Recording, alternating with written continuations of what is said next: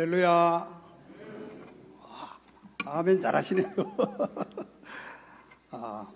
이렇게 와보니까 참 좋으신 목사님 모시고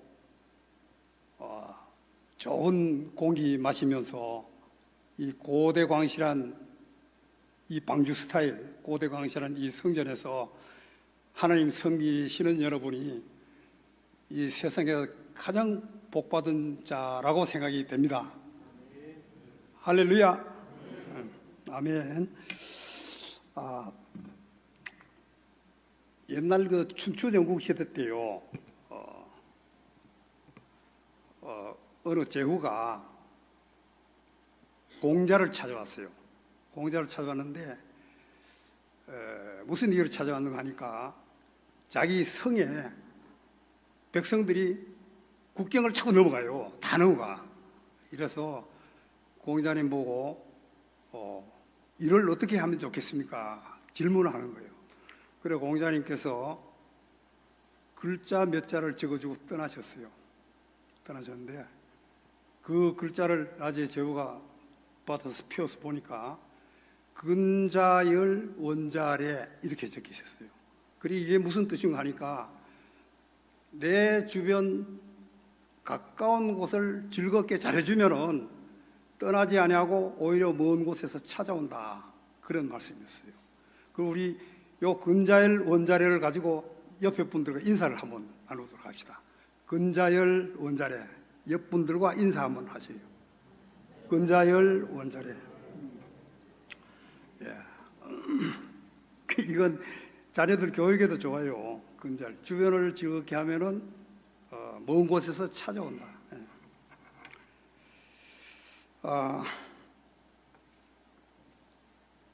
우리가 이제 살아오면서 세월이 유수와 같다, 또 뭐 쏜살 같다 이러면서 살아오던 시절이 있었어요. 그러나 21세기 지금의 현실은 1년이 10년 이상을 능가하면서 시공간을 초월하는 그런 격변의 시대를 우리가 살아가고 있습니다. 시대의 흐름에 눈 깜빡하면 도태되는 그야말로 초긴장의 환경소에 처해져 있습니다.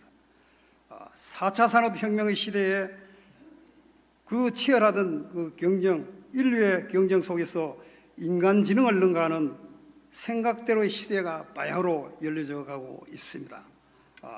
시대는 이토록 변화무쌍해도 138억 년의 긴 세월 동안 변함없이 한치 오책 없이 운행되고 있는 하나님의 말씀으로 된 위대한 작품 우주 만물에 대하여 천지 창조와 인간이라는 제목으로 잠시 은혜를 나누고자 합니다. 다 같이 창세기 1장 1절을 크게 한번 외쳐봅시다. 시작. 태초에 하나님이 천지를 창조하시니라. 네, 무에서 유를 만드셨다는 것입니다.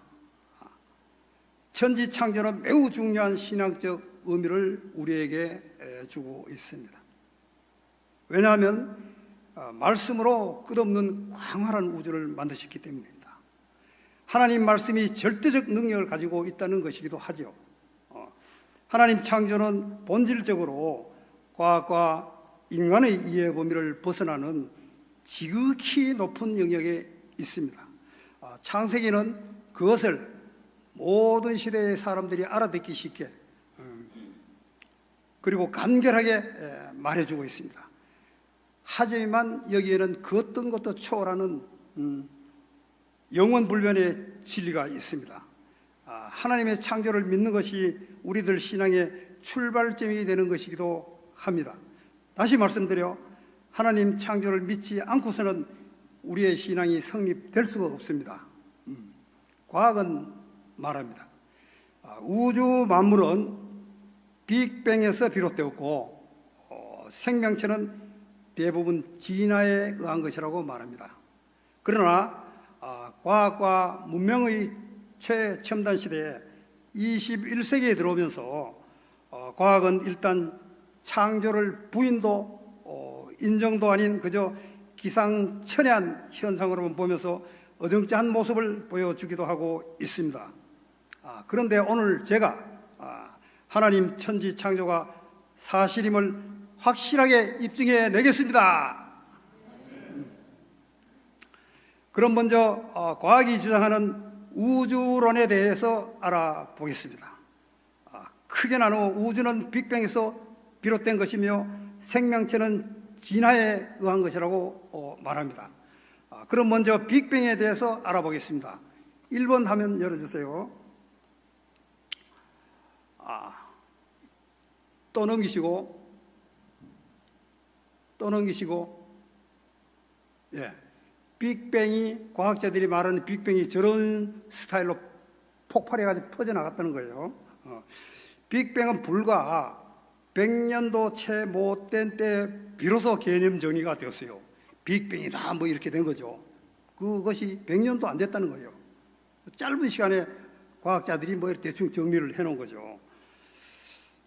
1927년 벨기에 사람 르메트르가 기본 이러한 개념을 구상하고 1948년 알프 허먼 등이 빅뱅 저런 모양을 고안을 했습니다. 소설가 가모프가 빅뱅의 명칭을 정하고 캠페인을 벌였던 것이죠. 빅뱅 당초의 물체는 아주 과학자들이 말한 게 작아요. 가로 1m, 세로 1m, 높이 1m, 그리고 1세제곱 입방미터의 작은 물체가 15조도 C의 아주 극도로 뜨거운 온도로 뭉쳐있다가 대폭발했다는 것이죠. 즉 우주는 지극히 작은 물체의 대폭발에 의한 현재의 결과물이다 이렇게 말하고 있습니다. 참고로 컴퓨터 시뮬레이션에 의한 우주의 대략을 말씀드리면 우주의 나이는 약 138억 년이라고 그래요. 그럼 이와 같이 과학자들이 빅뱅을 주장하는 증거는 이게 여러 가지 막 복잡하게 자료가 워낙 방대하니까 제목만 제가 말씀드리겠습니다. 적색편이 이렇게 말합니다.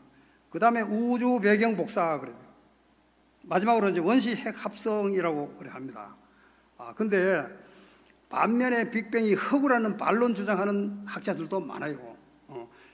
캐나다 물리학자 소리아 다스 교수는 빅뱅에는 증거가 없다 이렇게 말합니다. 무엇이 폭발했는지, 왜 폭발했는지 확인되지도 확인할 수도 없는 가정들에 의한 이론이다. 어느 학자들은 이렇게 또 말해요. 적색편의는 빅뱅 당시의 물체가 빛의 파전이 늘어지며 붉은색을 띠는 현상을 말하고 있으나 이는 중력 등 다른 영향에서도 얼마든지 나타날 수 있다. 또 이렇게 말합니다. 진화 천문학자 DK에 하면은 빅뱅에 의해 폭발되어 아까 저 그림처럼 팍 퍼져나간 이 물체들의 속력과 방향을 바꿀 수가 없다 이거죠. 어느 누구도 바꿀 수 없다 이거지. 그럼 이런 공전과 자전, 돌고 공전하고 자전하고 이런 게 어떻게 되겠어요? 공전과 자전도 불가능하다 이겁니다. 그리고 서로 만나거나 모일 수도 없다. 그럼 은하계의 현상도 안 된다 이거죠. 우주에 무수한 별들이 있으나 생명체는 지구에 하나만 있습니다. 지구에만 있어요. 이 부분에 대해서는 어느 학자도 지금 언급하는 학자가 없습니다. 이런 현실은 21세기 첨단 과학으로 인하여 과학이 많이 발달하니까 이런 현실은 21세기 첨단 과학으로 인하여 왜곡되었던 가설들이 참 밝혀져 가고 있습니다. 이런 현실에서 학자들도 대부분 빅뱅 이론은 점차 가설임을 인정하는 추세에 있습니다. 다시 말씀드려 영국의 천문학자 프레드 호일 박사라는 분은 빅뱅 이론을 가장 위대한 과학적 사기다 이렇게 말하고 있습니다. 예. 빅뱅 이론은 이제 우주의 시작을 말하지만 그 시작의 원인은 아무도 설명하지 못하고 있는 실정이다 그런 말이죠. 지금까지 빅뱅 이론과 반론을 한번 들어봤습니다. 다음은 하나님께서 우주를 창조하셨다는 증거를 살펴보도록 하겠습니다. 2번 화면 열어주세요. 저 우주의 거리는 지금 보이는 게 우주, 전체 우주입니다. 우주의 거리는 이쪽 끝에서 저쪽 끝까지가 120억 내지 200억 광년거리라고 해요. 그리고 1광년이라는 것이 햇빛이 1년간 달리는 거리입니다. 1년간 달리는 거리를 1광년을 하는데 약 최대 200억 광년거리라고까지 보는 거죠. 여기에 얼마나 많은 우주의 별들이 있겠습니까? 그러나 이 많은 우주에서 생명체가 존재하는 곳은 지구 하나뿐이다. 빅뱅으로서는 도저히 불가능한 현실이 아니겠습니까? 예. 지금부터 성경대로 진행된 순서를 한번 또 살펴보시겠습니다. 창세기 1장 1절에 태초에 하나님이 천지를 창조하시니라, 이는 우주 만물의 전체적인 창조를 말합니다. 다음부터는 엿새간의 창조에 대해서 한번 알아보겠습니다. 그 3번 화면 열어주세요. 지금 제일 왼쪽에 검정 게 아까 그게 우주입니다. 여기는 창세기 1장 1절에서 하나님께서 태초에 천지를 창조하시나 한 데서 그 만물이 다 이루어진 거예요.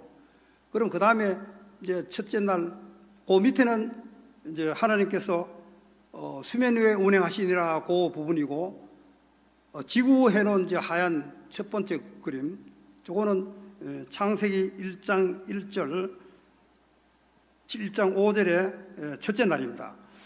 하나님이 빛을 낮이라 부르시고 어둠을 밤이라 부르시니라, 저녁이 되고 아침이 되니 이는 첫째 날이라. 우주의 밤과 낮이 존재하는 태양계에는 지구 하나뿐입니다. 우주에 지구 하나만 밤과 낮이 있는 곳이에요. 이것으로 보아 지구 환경 창조의 첫째 날이 확실한 것으로 이제 보여지는 거죠. 저것은 지구 환경 창조의 첫째 날이다. 밤과 낮이 있는 곳은 우주 전체 중에 한 군데뿐이니까 이 지구 하나뿐이다 이거예요. 그 둘째 날에는 이게 참 중요한 거예요. 둘째 날, 그 첫째 날에 거하고 둘째 날에 거하고 그림이 조금 달라요. 왜 다르냐? 테두리가 조금 더 진하죠. 조금 연하면서 진해요. 그 둘째 날은 창세기 1장 7절인데, 하나님이 궁창을 만드사 궁창 아래의 물과 궁창 위의 물로 나누게 하시니 그대로 되니라. 이게 뭐냐면은 하나님께서 지구를 만드시고 지구에다가 궁창을 이렇게, 궁창이라는 게 뭐냐면 수막이라는 거죠. 물막을 이렇게 동그랗게 만듭니다. 물막을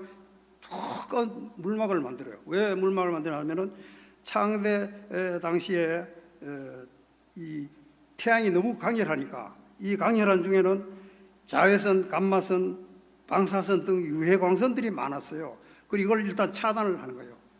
그래서 인간 및 생명체를 보호하기 위해서 지구에다가 두꺼운 수막을 이렇게 합니다.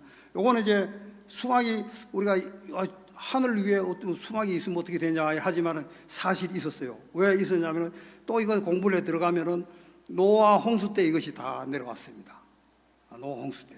그리고 요거는 곧 생략하고, 그리고 수막을 형성하는 그 이유는 조금 전에 말씀드린 대로 인간의 생명과 또 모든 생물체의 생명을 보존하기도 하지만은, 중요한 것은 지구 전체를 온난화 현상을 만듭니다. 수막으로 말미암아서 태양이 들어와서 온 지구 전체가 아열대 현상, 이런 골고루 햇빛이 들어가서 온도가 똑같이 되는 거예요. 그러니 이 온도가 같은 온도 어디든지에서 큰 수목과 큰 동물이 자랄 수 있게 그래 만든 거예요. 그럼 여기서 큰 수목, 큰 동물들이 많이 자랐습니다. 이게 뭐냐면 이것이 훗날 또 지각 변동을 일으켜서 땅이 막 갈라지고 가라앉고 뭐 솟아오르고 뭐 이런 지각 변동이 생겨요. 지각 변동이 생겨가지고 큰 수목과 큰 나무들이 땅 속으로 들어가서 훗날 인간에게 석유와 석탄 같은 에너지를 하나님께서 예비하시기 위해서 그렇게 만들었다 이거죠. 지구의 수막 형성을 그렇게 인간의 에너지 준비를 예비하시기 때문에 만들어졌다. 우리 그래 이해를 하시면 돼요. 그 예를 들자면은, 그러면은 이거 어떻게 알 수가 있냐? 제가 러시아를 갔어요. 러시아가 그 툰드라 지대를 가서 이 확인차 갔습니다. 가서 그 주민들하고 얘기를 해보면은 영하 50도, 60도, 뭐 40도, 50도 이렇게 추운 곳인데 지금은 그렇게 꽝꽝 언 땅이지만은 석탄과 석유가 자기네들 말로는 세계에서 자기네 제일 많다고 그래요.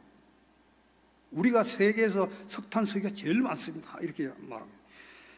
그리고 또 알래스카 같은 데도 보면은 만년설이 쌓여가지고 영 우리가 불모지로 알고 있지만 거기도 석탄, 석유가 그 사람들 말로는 사우디아라비아보다 우리가 석유가 더 많다 이래요. 그리고 이거 옛날에 큰 식물과 큰 동물이 살아서 이것들이 유기되어 가지고 석탄과 석유가 되는 거거든요. 그리고 이걸 볼 때 석탄과 석유는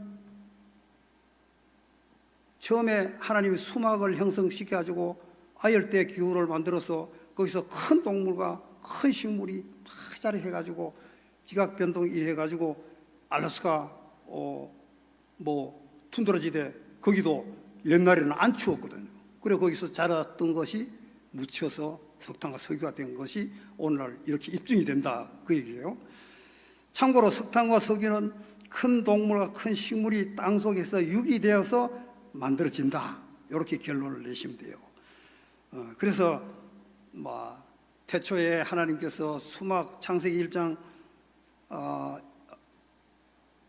둘째 날에 수막을 형성했던 이유가 바로 여기서 오늘날 증명이 이렇게 되는 겁니다. 그러면 셋째 날에는 창세기 11절에 나오는데 땅이 풀과 채소와 열매 맺는 나무를 내셨다. 그러잖아요. 땅이 풀과 열매 맺는 나무를 내신 게 지구뿐이지. 지구에만 이렇게 되는 거지. 다른 데는 뭐 우리 조금 가도 뭐 화성이나 그거 가도 없다 이거예요. 그 다음에 넷째 날에는 창세기 1장 16절에 보시면은 두 큰 광명체 이래 나옵니다. 참 하나님 묘하게 성경에도 나와요. 두 큰 광명체는 해와 달을 얘기하시는 거죠. 그리고 나머지 위성 별들을 만드시고 땅을 비추게 하셨다. 여기 또한 지구 하나뿐이다. 지구에 태양계가 있는 지구 여기에만 이런 현상이 나와요. 그래 아까 말씀드린 대로 창세기 1장 1절에는 전체를 창조하시고 지구 이제 차차 이제 엿새 날 이 지구는 하나님이 그렇게 인간을 만들기 위해서 인간을 창조하시기 위해서 이런 과정을 거쳐 지금 나가고 있는 거죠. 그리고 다섯째 날에는 창세기 1장 20절에서 21절에 보시면은 궁창에는 새가 날을 하시고 짐승과 생물과 새들도 모두 종류대로 창조하시고 이들에게 복을 주어 땅에 충만케 하라 하셨다. 그래 뭐 짐승, 새우, 생물 뭐 우리 지금 살고 있는 모든 것들이죠. 충만케 하라. 땅에다 복을 주시고 그리고 여섯째 날에 여기에서는 사람을 만드는 거죠. 제일 마지막 날에 창세기 1장 25, 27절까지 보면은 사람과 가축과 짐승을 창조하셨다. 그리고 여섯 날 창조가 이제 여기까지 다 일단 된 거예요. 하나님이 사람에게 모든 것을 정복하고 다스리게 하셨으며 땅의 짐승을 그 종류대로 가축을 그 종류대로 땅에 기는 모든 것을 그 종류대로 만드시나 이 하나님께서 여기서 우리 성경에 보면 창세기 1장 뭐 25절 뭐 보면은 종류대로 이렇게 나와요. 우리가 그냥 종류대로 그냥 지나치게 읽는데 이 종류대로가 하나님이 이때 말씀하신 종류대로가 어떻게 됐는가 이게 참 중요한 그 말씀이 여기 나와 있어요. 그리고 여기에 뭐 이 종류대로 강조하신 점은 차후에 다시 말씀드리고 이렇게 하나님께서 인간을 위하여 각별하게 엿새간 지구 환경 창조를 하신 거예요. 여기에는 지구에만 또 생명체가 존재를 합니다. 이 또한 빅뱅으로서는 전혀 불가능하다고 볼 수 있죠. 이상과 같이 엿새간 지구 환경 창조인 것이 이제 이해가 가십니까? 대답을 안 하십니다. 이해 가세요? 예, 이걸 나중에 유튜브에 한번 보세요. 보시면은 잘 설명을 들어보시면 이해 가실 거예요. 지금부터는 빅뱅으로서는 전혀 불가능한 현상을 말씀드리겠습니다. 과학자들이 말하는 빅뱅이 아니다, 하나님께서 하신 것이 맞다 하는 것을 지금부터 이제 다시 또 설명을 드릴게요. 먼저 태양계를 한번 살펴보시면은 지구의 자전 속도가 시속 1700km라고 그래요. 시속 1700km. 태양의 자전 속도는 태양도 자전을 합니다. 지구도 자전하고 지구가 자전을 하면서 태양을 공전을 하죠. 태양이 자전 속도는 시속 720만 km라고 그래요. 얼마나 빨리 돌아가는지 모르겠어요. 이 태양계는 100수십억 년 동안 차질 없이 공전과 자전을 계속 유지해 오고 있습니다. 빅뱅 또는 아까 그 대폭발, 이런 폭발로 인하여 이런 현상이 절대 일어날 수 없죠. 폭발하면 그대로 팍 퍼져나가는데 여기는 막 돌고 이래 서로고 돌잖아요. 태양계를 보면 수성, 목성, 금성, 화성, 토성 전부 각자가 막 돌아가고 있잖아요. 이래 빅뱅으로서는 도저히 불가능하다 이렇게 볼 수 있고, 여기에 또 과학자들도 말해요. 빅뱅에 의한 그 물체의 속력과 방향을 바꿀 수 없기 때문에 안 된다. 태양계 같이. 또 이는 지구의 자전과 공전이 불가능하다는 것이고, 현실적으로 태양계를 보게 되면은 각 위성별로 초고속으로 이렇게 공전과 자전을 하고 있다 이거죠. 저기 보시면은 그러잖아요. 토성은 토성대로 정말 태양을 중심으로 다 이래, 저게 1, 2년도 아니고 138억 년 지금 현재 저렇게 공전과 자전을 하면서 막 돌아가고 있어요. 여기 지구는 이래 딱 보면은 참 하나님 묘하게 만드신 게, 지구는 이렇게 23.5도 기울기로 이렇게 만들었어요. 그냥 뭐 그대로 있는 게 아니고 이렇게 요 기울기는 왜 만드냐 하면은 사계절과 밀물과 썰물 현상이 나타나게 하는 거예요. 그래 부패하고 뭐 썩는 이런 걸 방지를 해주고, 또 지구에만 자기장을 발생시켜 가지고 지진, 폭풍, 해일을 일으켜, 이렇게 이 해일을 일으키고 폭풍을 일으킬 때 이 정화를 시킨 겁니다. 정화를 왜 시키냐면은 생명체를 유지하기 위해서 이렇게까지 신경을 써서 만드셨어요. 그리고 목성은 지구의 약 1400배의 크기라고 그래요. 어마어마하게 큰 거예요. 그리고 이거는 왜 할 일 없이 돌아가는가? 목성이 뭔 일을 한 것이 있다고 들어본 일이 없잖아요. 할 일 없이 돌아가는 거예요, 이게. 왜? 우주에서 어떤 무슨 큰 유해 물질이 떨어지면은 끌어당겨 가지고 지구를 보호해 주는 거예요. 지구에 우리 사람도 살고 생명체 살잖아요. 지구의 그만한 목성이 지구의 1400배 되는 크기의 목성이 방어를 해주니까 우리가 안전하게 살 수가 있다 이거예요. 안 그러면 지구에 우주에서 큰 물체가 떨어져 가지고 지구에 들이박으면 큰일 나는 거죠. 목성은 그런 역할을 하도록 하나님 만드셨고, 인간의 역사가 시작된 곳은 또 지구 하나뿐이다. 물과 공기, 태양, 기타 생명체의 모든 것을 갖춘 곳은 이 지구 하나뿐입니다. 지금까지 인간이 많은 예산을 들여서 미국, 러시아, 일본, 중국 이래 많은 예산을 들여서 우주 정복 일에 나섰잖아요. 그렇지만 계속 몇십 년 이렇게 해도 아직까지 물 한 방울, 풀 한 포기, 우주에 어디 다람쥐 새끼 한 마리 발견하지 못했어요. 지금까지 새로운 또 창조주가 내가 창조주다, 있다, 내가 만들었다, 우주를 만들었다, 이런 사람이 없잖아요. 그치요? 또 인간을 만든 자, 그리고 인간이 살고 있다는 다른 곳의 재발견 등 어떤 새로운 재주장이 없습니다.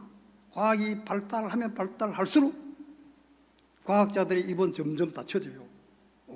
전에 어두웠을 때 뭐 어쨌다 뭐 지구가 어쨌다 뭐 빅뱅이다 과학이 어쨌다에 떠들었지, 과학이 너무나 발달하고 있으니까 지금 함부로 말을 못하는 거예요.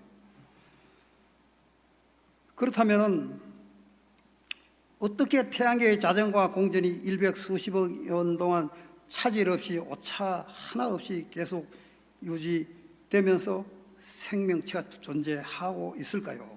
이런 현실들을 볼 때 빅뱅으로서는 전혀 불가능하다. 우주 만물과 지구는 하나님께서 어떤 목적과 목표를 가지고 초고도의 설계하에 창조한 것이지 빅뱅과 중력으로서는 전혀 불가능하다라고 말씀드릴 수가 있습니다. 할렐루야. 예. 지금까지 과학자들의 역주장과 반론, 그리고 하나님 창조에 대하여 말씀드렸습니다. 빅뱅이 아닌 고도에 설계된 하나님의 창조라는 것이 확실하게 믿어지십니까? 네. 그러면 다음은 생명체의 진화론에 대해서 한번 살펴보도록 하겠습니다. 예, 진화론. 뭐 교과서에 막 저 진화론이 나오죠. 저 진화론의 개념이 뭐냐면은 원숭이가 차츰 세월이 흐르면서 앞에 사람이 됐잖아요, 그죠? 저렇게 됐다는 거예요. 그 진화가 무엇인지 사실 그 개념을 학술적으로 정의하기는 결코 쉬운 일이 아닙니다. 진화란 유전자 풀에서 한 세대로부터 다음 세대로 전달되는 형질 변화의 모든 변화라고 말합니다.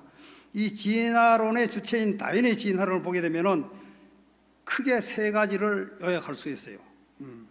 첫째는 가변성, 다윈은 이렇게 해요. 가변성, 즉 점진적 변종, 차츰 시간이 지나면서 다른 종이 된다, 그런 말이죠. 생물계를 포함한 모든 것은 시간이 지남에 따라 변한다는 것이죠, 한마디로. 그 둘째는 공통조상. 지구상의 모든 생물 종들이 단 하나의 공통조상으로부터 유래되었다. 한 개의 조상에서 전부가 유래가 되었다. 이제 다윈은 그렇게 말하고 있습니다. 세 번째는 변종이다. 이런 진화에 의해 새로운 종들이 나타나면서 생물의 다양한 종이 자꾸만 새로 생겨 증가한다는 거죠. 척추동물은 상호 밀접한 관계에서 진화되었다, 또 이렇게 말해요. 그 척추동물의 밀접한 관계는 뭐겠습니까? 결국 짝짓기가 제일 척추동물들의 밀접한 관계 아니겠습니까? 이 척추동물의 짝짓기가 새로운 변종이 나타날 수 있냐? 절대 그렇지 않죠. 우리가 지금 뭐 살아오면서 봐도 소와 말이 뭐 짝짓기 한다고 뭐 다른 생명체가 다른 종이 나타나는 건 아니잖아요. 그리고 또 생명체가 잘 태어나지도 않아요. 이런 다윗이 잘못된 이 주장은 또 요 다음에 설명을 다시 또 드리겠습니다. 다음은 이제 일단은 이 다윈의 이 진화론이 허구임을 한번 밝혀보겠습니다. 하버드 대학의 진화생물학자 스티븐 굴드 박사는 화석에 나타난 결과에 의하면 종의 연속적 변화가 없어 다윈의 진화론을 전적으로 부인했다. 이게 이제 과학적으로 입증되는 게, 화석이 태고 쪽에 수백억 년 전에 화석이 쭉 내려오면 소는 소의 화석으로 그대로 내려온 거지, 소가 자꾸 변해서 뭐 말이 되고 이런 변화된 게 없다. 스티븐 굴드 박사가 이렇게 말하는 거예요. 즉 DNA의 연속적 변형이 없다. 쭉 이렇게 변해 나간 게 없다 이겁니다. 개는 개, 소는 소 그대로 왔다. 원숭이와 사람이 DNA가 다르고 교잡에 의하여 생명이 태어나지 않는다. 원숭이와 사람은 아까 저기 보면 원숭이가 사람이 되지만 저 DNA가 같아야 저렇게 변해 나갈 거 아닙니까? 진화가 되지. 근데 사람과 원숭이가 DNA가 완전히 다르다 이거예요. 그래서 교접에 의하여 생명이 태어나지 않는다. 사람과 원숭이가 교접해가지고 뭐가 태어났다고 우리 못 들어봤잖아요. 태어나지 않는다. 이런 조금 진보된 주장인 것이죠. 멘델의 유전 법칙에 보면은 종의 변이는 없다. 개는 개, 소는 소. 소가 개가 된 사실이 없고 개가 또한 소가 된 사실이 없다는 것입니다. 하나님께서도 창세기에 종류대로 유전되고 종류대로 번성하라 이래 말씀 분명히 하셨어요. 예일대 스티븐 M. 스탠리 고생물 학자는 화석에서 아무리 연구를 해도 변종된 기록이 단 한 건도 없다. 변종이 된 기록이 없다. 이렇게 학자들도 그렇게 말하고 실제 화석의 증명도 그렇게 되어 있습니다. 이상과 같이 진화론은 가설이요 허구임이 밝혀지고 있습니다. 진화론을 억지 주장한 다윈에 대하여 제가 한번 자료를 살펴봤어요. 이 사람은 1809년 영국에서 태어났더라고요. 그도 기독교 가정에서 태어났어요. 아버지께서 장차 너는 자라서 목사가 되어라 이렇게 말씀합니다. 했지만 아버지의 권면을 아랑곳하지 않고 얼굴 예쁜 그 사촌 여동생하고 서로 사랑을 해요. 그러면서 결혼을 하는 거예요. 다윈은 이제 생물학자입니다. 생물학자로서 근친 상가는 열성 유전자를 공유하게 된다. 뭐 이게 기본인데 알면서도 얼굴 이쁜데 그냥 반해가지고 결혼을 하는 거예요. 그래가지고 나중에 애를 낳았는데 7남매, 어느 자료에 보면 10남매를 낳았다고 하는데 낳으면서 죽었다, 7남매가 살았다, 뭐 이래 하는데 7남매를 자료를 보니까 전부 장애자였어요. 정신적, 육체적 다 장애자입니다. 그리 다윈의 대표적인 주장으로는 아까 말씀드렸지만 인류는 유인은 즉 원숭이에서 왔다 이렇게 말하고 있잖아요. 이 아마 젊으신 분들은 초등학교에서도 그렇게 배우는 기억이 나실 거예요. 그리 다윈의 대표적인 주장으로 인류에는 유인은 원숭이에서 왔다 이래 했지만은 결국은 다윈은 죽을 때 그 자료를 보면은 73세를 일기로 생을 마감을 했는데 유서에 의하면 이런 게 나와요. 자신의 이론에 증거가 없으며 이러합니다. 그것이 인류의 도덕성을 파괴시킬 수 있음을 안다. 요거는 여기까지만 또 말씀을 드리겠습니다. 나머지는 각자 판단하시고 다음은 이제 종의 법칙, 하나님 종류대로 하시죠. 종의 법칙에 대해서 말씀드리겠습니다. 하나님께서 종류대로를 강조하신 점에 대하여 종류대로가 실감나는 기상천외한 생명 법칙의 신뢰를 말씀드리겠습니다. 하나님 생명의 법칙은 종의 굴레를 벗어난 교잡에 의하여 생명이 태어나지 않는다. 뭐냐면은 종이 다른 종과 결합해서 생명이 일단 안 태어난다. 하나님 그렇게. 즉 정자와 난자가 만나도 세포 분열이 안 되므로 이건 임신이 불가능한 거죠. 이런 진화론의 결정적인 허구이기도 합니다. 생물학적으로 우리가 보면은 사람의 염색체 수는 23쌍, 임신은 10개월입니다. 우리 사람은 염색체가 23쌍에 임신이 10개월이죠. 유엔종의 염색체 수는 24쌍, 임신은 6개월입니다. 하나님 종의 법칙을 간혹 벗어나 수만 내지 수십만 분의 1의 확률로 가끔 이렇게 변종이 태어날 수 있어요. 요거 태어난 실내가 당나귀와 말이 결합해가지고 노새가 태어납니다. 근데 이 노새를 보면은 태어날 때부터 비실비실해요. 이러면서 중요한 거는 이 노새는 생식 기능이 없습니다. 생식 기능이 없이 태어나는 거예요. 고로 F2가 없어요. 그리고 여기에 호랑이와 사자를 보면 또 결합해가지고 라이거라는 게 태어나요. 이 또한 비실비실거리면서 하다가 이것도 또 생식 기능이 없이 태어나는 거예요. 그 하나님이 참 종의 법칙을 멋지게 만들어 놓은 거예요. 고로 이게 생식기가 없으니 후손이 없는 거죠. 하나님의 종의 법칙을 벗어나서 간혹 이래 태어난 것이 결론적으로 보면은 후손이 없어요. 생식기가 없이 태어나니까. 하나님의 이 종의 법칙을 벗어난 결과는 정말 놀라울 정도로 참 놀랐습니다.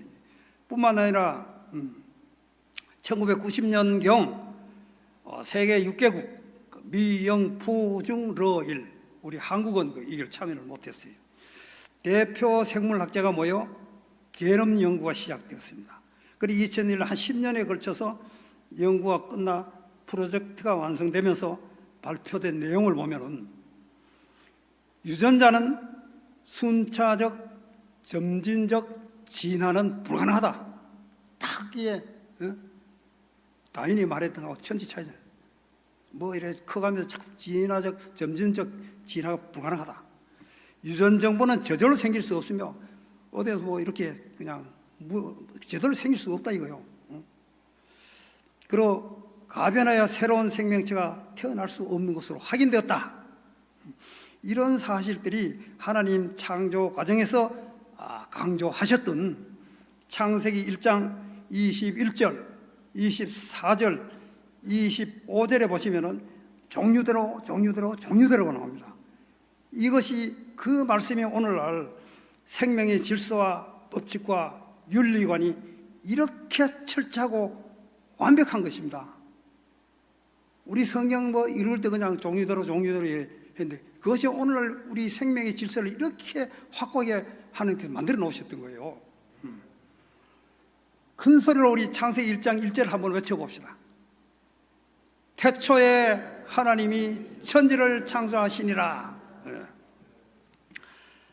다음은 중요한 인간 창조를 한번 들어가 보겠습니다.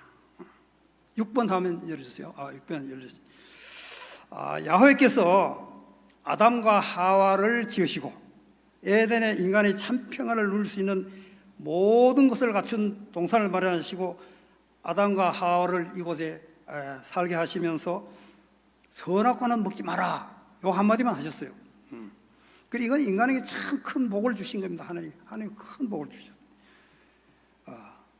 이런데 하와가 그 뱀의 교묘한 유혹에 금단의 열매를 먹고야 말이죠.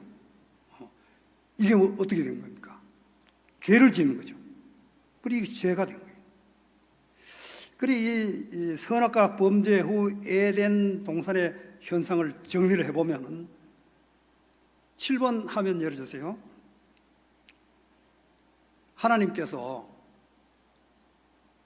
이 선악과 범죄 후의 현상이 하나님께서 이제 동산에 나타나셔요. 나타나시고 이제 인공한 변의 볼견자에 하나님이 이제 나타나시고 현 이렇게 표시를 한 거예요. 그래 하나님 보시니까 아담과 하와가 보이질 않아요. 그 너희들 어디 있냐 하면 보니까 그 나무 밑에 요래 둘이 있는 거예요. 나무 밑에 둘이 숨어 죄를 지었으니까. 그래 하나님께서 이리 오너라 그럽니다. 그래 아담과 하와가 하나님께로 오는 거예요. 그래 아담과 하와가 하나님께로 오고 나니 나무만 남죠. 나무목. 여기서 하나님께서 이들에게 요 가죽옷을 지어 입히시죠. 이 가죽옷을 지어 입히시는 거에 대해서는 우리가 설교에서 말씀 많이 들으셨죠. 장차 오실 예수님을 예표하시는 거라고. 그래 그 레자 좀 한번 띄워주세요.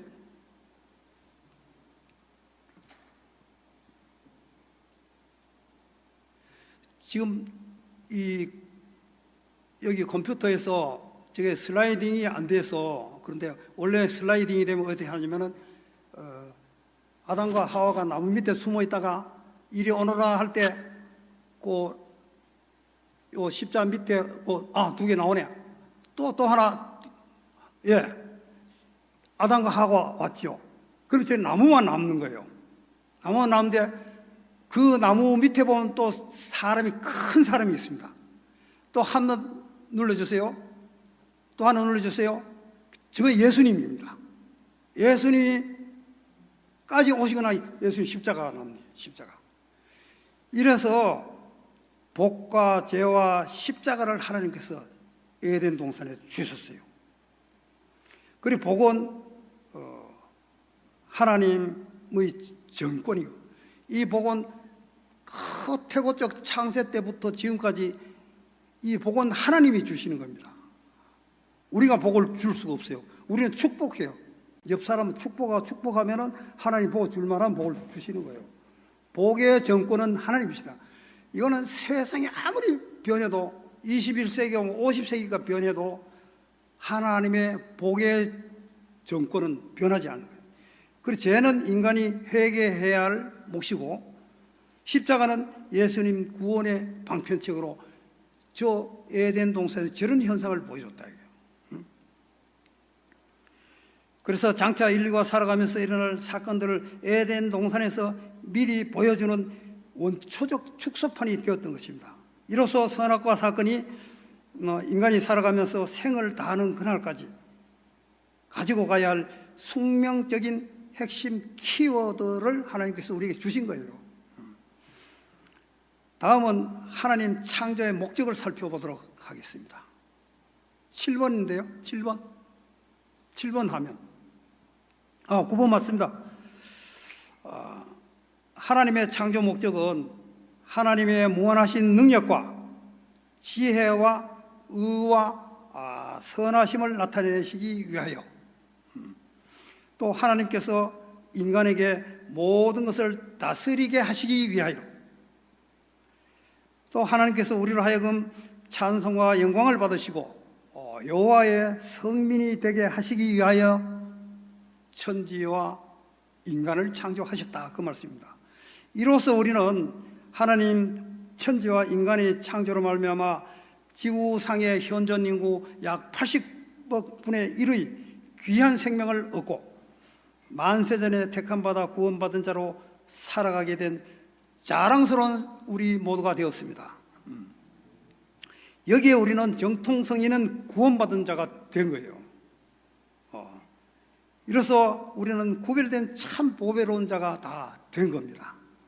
이를 타 종교를 한번 비교해 보면은 우리가 얼마만큼 보배로운 자인가, 하나님 택한 백성인가를 알 수가 있습니다.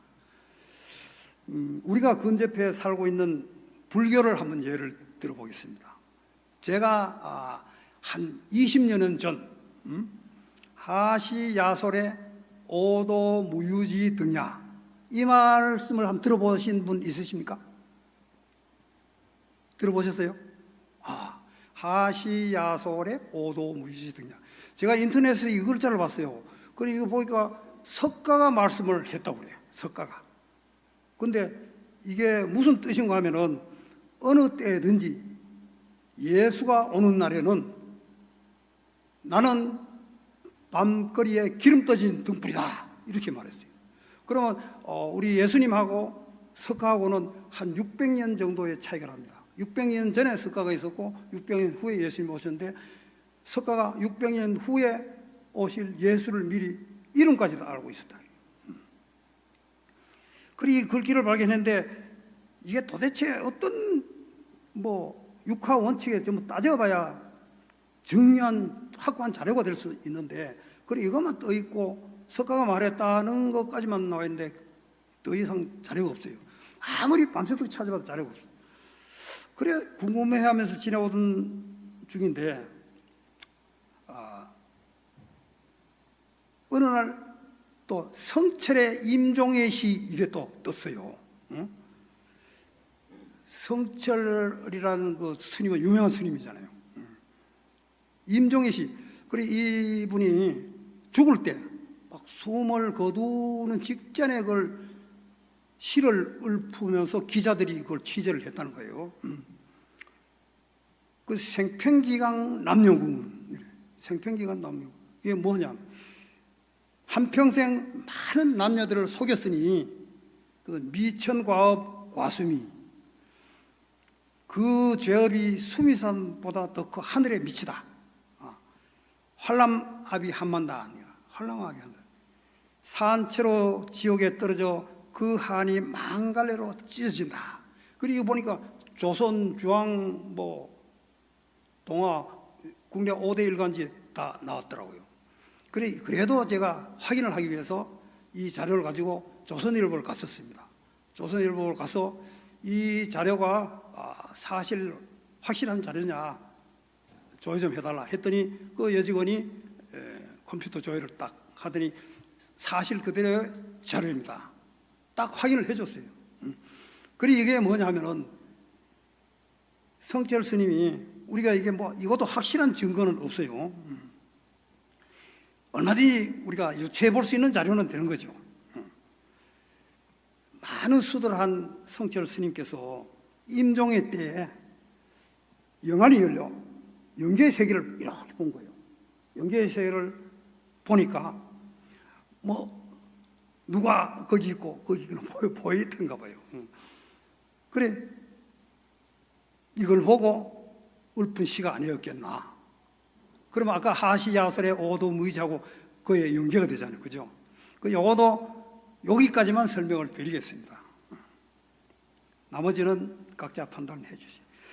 결론적으로 각별하게 선택받은 우리는 하나님 우리를 지으신 그 목적을 충족하며 천지 창조를 비롯한 하나님 말씀 자체를 전적으로 신뢰를 해야 합니다.